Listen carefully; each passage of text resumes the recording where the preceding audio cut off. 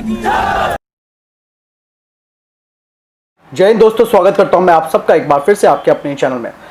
दोस्तों, गिलगिट बाल्टिस्तान जो कि भारत का एक अहम हिस्सा है, जिसे भारत अपना बेस मानता है कि वो भारत का हिस्सा है, आज उसी को लेकर पाकिस्तान ने एक बड़ी, आप समझ सकते हैं कि एक बड़ी घोषणा की कि उसको एक इंटरिम प्रोविंस घोषित कर दिया गया है। और ये भारत के लिए एक बहुत बड़ी टेंशन की बात है, क्योंकि ऐसा इसलिए क्योंकि ये जो एरिया है वो पीओके का है और पीओके भारत हमेशा से अपना मानता आया है।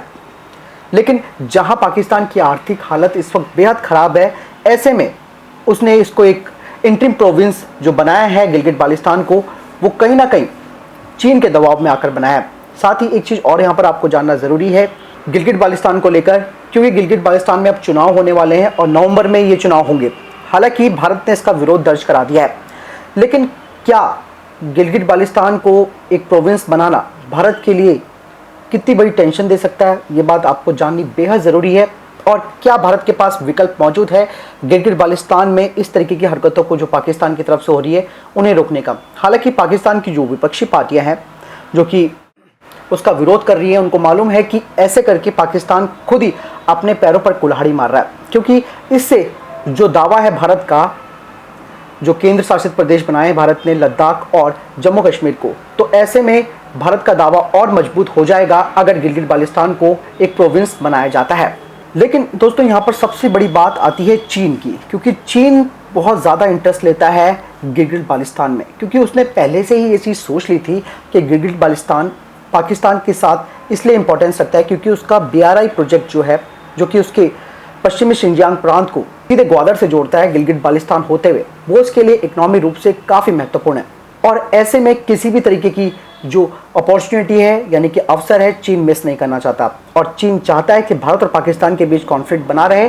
लेकिन सबसे बड़ी बात यह है कि यहाँ पर चीन को भी जो समस्या होगी वो भी एक बड़ी होगी, क्योंकि पीओके से जो रास्ता होते हुए जाएगा उसको भारत बाधित कर सकता है। भारत की यहाँ पर सबसे बड़ी टेंशन क्या है इस एरिया को लेकर, ये बात आपको जानना जरूरी है। यहाँ पर सुरक्षा के रूप से जो 3 सबसे बड़ी प्रॉब्लम है, चैलेंजेस है, वो भारत को यहाँ पर समझना जरूरी है। सबसे पहला, चीन और पाकिस्तान का मजबूत सैन्य गठन, यानी कि इन दोनों का जो सैन्य संगठन है वो धीरे धीरे आगे बढ़ रहा है। दूसरा, गिलगिट बाल्टिस्तान से जो रास्ता होते हुए आगे बढ़ रहा है, जो कि ग्वादर तक जा रहा है, वो एक पहुंच प्रदान करेगा चीन को हिंद महासागर क्षेत्र में अपने नौसेना बेस को बनाने में।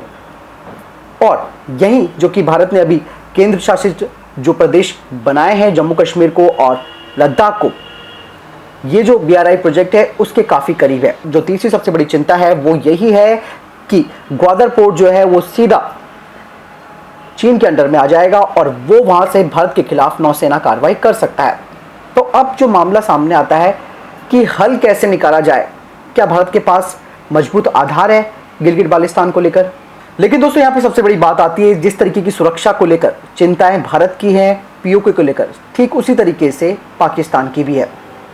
और ये जो एरिया है खास करके गिलगिट बाल्टिस्तान, वो एक इतना इम्पॉर्टेंट है मध्य एशिया में, क्योंकि ये जो रास्ता है वो खास करके गिलगिट बाल्टिस्तान का जो एरिया है वो अफगानिस्तान, आपका पाकिस्तान, चाइना, भारत, इन सब के बीच में है। तो ऐसे में स्ट्रैटेजिक रूप से ये जो रास्ता है या ये क्षेत्र है वो बहुत ही महत्वपूर्ण है।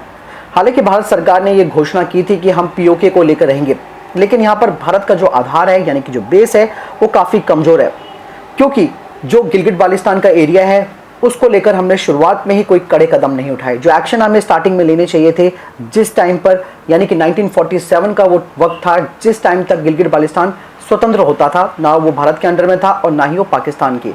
लेकिन जब पाकिस्तान ने आक्रमण किया जम्मू कश्मीर में, तो जम्मू कश्मीर के जो राजा थे, राजा हरि सिंह, उन्होंने भारत में विलय कर लिया और ये विलय होने के साथ ही एक तरह से गिलगिट बाल्टिस्तान भारत में आ गया। लेकिन जो वहाँ पर एक विद्रोही समूह था उसने एक फिर से वहाँ पर रिबेल किया और एक आंदोलन शुरू किया और धीरे धीरे 1949 में ये जो हिस्सा था वो पाकिस्तान के पास चला गया। तो यहीं से भारत की जो टेंशन थी वो क्रिएट होने लग गई थी।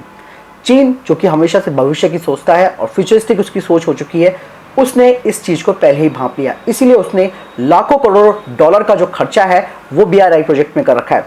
क्योंकि चीन को यहाँ पर सबसे बड़ी टेंशन इसलिए है क्योंकि दक्षिणी सागर में, जो दक्षिणी चीनी सागर है, वहाँ पर चीन का प्रभुत्व को रोकने के लिए अमेरिका आ रखा है। और अमेरिका ही नहीं बल्कि वहाँ पर क्वाड समूह बन चुका है, जो कि भविष्य में चीन की जो आयात और निर्यात की जो निर्भरता है उसे खत्म कर सकता है और उस रास्ते को ब्लॉक कर सकता है, क्योंकि मलका स्ट्रेट से होते हुए ये सारी की सारी चीज़ें जो व्यापार है वो चीन करता है। इसीलिए एक वैकल्पिक मार्ग यानी कि एक ऑप्शनल जो मार्ग है वो गिलगिट बाल्टिस्तान वाला एरिया है। तो इसीलिए वो वहाँ पर लाखों करोड़ों डॉलर खर्च कर रहा है और उसको मालूम है कि अमेरिका और भारत का जो संबंध है वो काफ़ी मजबूत हो रहे हैं सैन्य, और वो उसको फ्यूचर में चुनौती दे सकते हैं। तो ऐसे में पाकिस्तान के साथ मिलना और पाकिस्तान पर दबाव बनाना कि इस एरिया को किसी भी हाल में भारत को ना दिया जाए, ये सबसे इंपॉर्टेंट पॉइंट आता है। ये नहीं, इसके अलावा दोनों देश वहाँ पर मिलकर एक बड़े डैम का भी निर्माण कर रहे हैं जो कि गिलगिट बाल्टिस्तान में बिजली की आपूर्ति और इसके साथ ही पानी की आपूर्ति को भी बहाल करेगा। और सबसे बड़ी बात यह है कि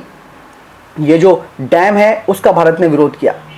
आपने अभी तक एक चीज़ और नोट की होगी कि मैंने एक बात बार बार कही है कि भारत विरोध कर रहा है, सिर्फ विरोध। तो भारत के पास इस वक्त क्या ऑप्शन है? भारत के पास ऑप्शन केवल विरोध करने का है। अगर बात करते हैं कि इस एरिया को हम क्या सैन्य रूप से यानी कि आर्मी का अटैक करके ले सकते हैं, यानी कि एयरफोर्स आर्मी के जरिए इस एरिया को छीना जा सकता है, तो यहाँ पर भी एक बहुत बड़ा कॉन्फ्लिक्ट है। क्या भारत सैन्य कार्रवाई करके गिलगिट बाल्टिस्तान को अपने में मिला सकता है? अगर ऐसा करेगा तो वहाँ से चीन अरुणाचल प्रदेश पर कब्जा करने की कोशिश करेगा।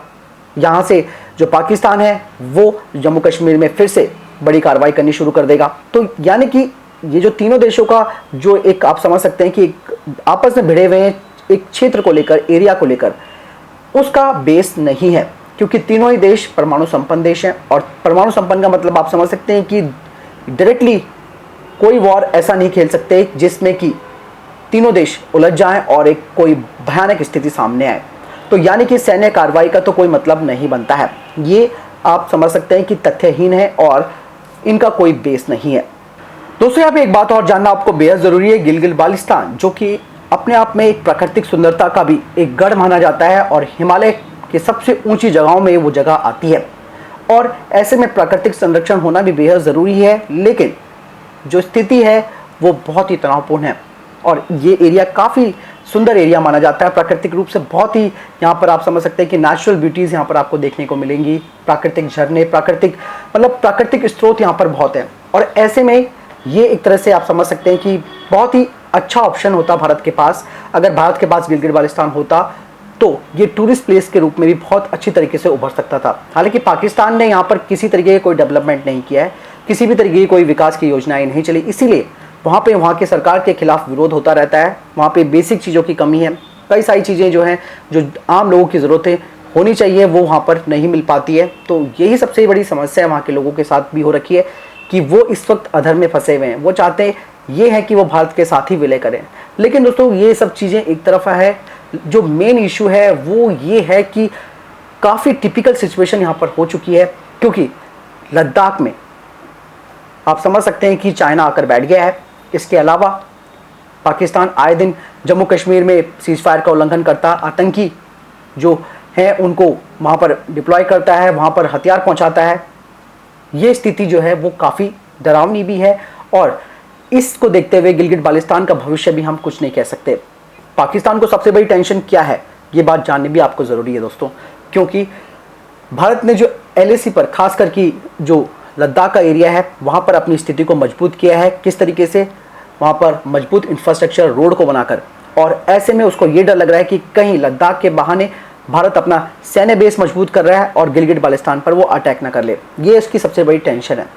लेकिन यहाँ पर उसके साथ चाइना खड़ा है, और चाइना किसी भी हाल में ऐसा नहीं होने देगा, क्योंकि चाइना को मालूम है कि उसका भविष्य BRI प्रोजेक्ट से जुड़ा हुआ है, और ऐसे में वो सिर्फ और सिर्फ पाकिस्तान को भड़काने की कोशिश कर रहा है, और भारत के खिलाफ इनके स्टेटमेंट आए दिन आते रहते हैं। तो इस तरीके से आप समझ सकते हैं कि गिलगिट बाल्टिस्तान का जो भविष्य है वो अधर में है। पाकिस्तान चाहे उसे प्रोविंस घोषित करे या ना करे, तब भी वहाँ का हाल बेहाल होने वाला है, क्योंकि अगर चीन वहाँ पे BRI प्रोजेक्ट को बनाता भी है तो भारत अपनी संप्रभुता के लिए उसको कभी सफल नहीं होने देगा। और यही नहीं, भारत अंतर्राष्ट्रीय स्तर पर तो उठाएगा मुद्दा, साथ में भारत जिस तरीके से पाकिस्तान विरोध करता है भारत की किसी नीतियों का, भारत भी ठीक उसी तरीके से विरोध करेगा, और भारत कोशिश यही करेगा कि उस एरिया में हैवी शेलिंग की जाए, परेशान किया जाए, ताकि वहाँ पर किसी भी तरीके का उस व्यापारिक मार्ग को सफल ना होने दिया जाए। तो भारत की भी यही कोशिश है कि अगर इन फ्यूचर में BRI प्रोजेक्ट बनता है तो भारत वहां पर परेशानी क्रिएट करेगा, और ये होना तय है, क्योंकि अब ये जो मामला है पूरी तरीके से ट्रैप हो चुका है। गिलगिट बाल्टिस्तान का भविष्य अधर में है और इसको सुलझाने के कोई भी प्रयास नहीं किए जा सकते। तीनों देश भी अगर साथ में मिलकर बात करेंगे तब भी गिलगिट बाल्टिस्तान का कुछ नहीं हो सकता है, क्योंकि ये ऐसी स्थिति पर आ चुका है जहां पर ये एक विवादित जगह बन चुकी है। और सिर्फ हमें ये काम आज़ादी के समय कर लेना चाहिए था, जिस वक्त भारत की सरकारें बनी थी, नई सरकारें बनी थी। उन्होंने अगर ध्यान दिया होता तो आज भारत से अक्साई चीन भी नहीं छिना होता, अरुणाचल प्रदेश में इतना बड़ा जो विवाद है वो भी नहीं चल रहा होता, कश्मीर समस्या नहीं होती। लेकिन खैर, अब यही है कि हमें जो चीज़ सत्य है, यानी कि जो चीज़ सत्य है उस पर ही हमें यकीन करना होगा। और गिलगिट बाल्टिस्तान के बारे में अभी हमारी जो विचार है, जो ये है, वो सिर्फ फ्यूचर पर छोड़ना पड़ेगा कि अब क्या हो सकता है। वैसे दोस्तों, आप क्या समझते हैं, आपको क्या लगता है कि किस तरीके से भारत गिलगिट बाल्टिस्तान को अपने में मिला सकता है? सैन्य कार्रवाई का तो मैंने आपको बता दिया कि ऑप्शन नहीं है, क्योंकि परमाणु संपन्न देश हैं तीनों। दूसरा, आपको क्या लगता है और कौन सा ऑप्शन है कि भारत गिलगिट बाल्टिस्तान को अपने अंदर मिला सकता है? क्या आप सोचते हैं और कौन सा आपका विचार ऐसा है जो कि इस एरिया को भारत में मिला सकता है? आप मुझे कमेंट सेक्शन में जरूर लिखकर बताएं। फिलहाल इस वीडियो के लिए इतना ही, मिलता हूं नए वीडियो के साथ, तब तक के लिए जय हिंद, जय भारत।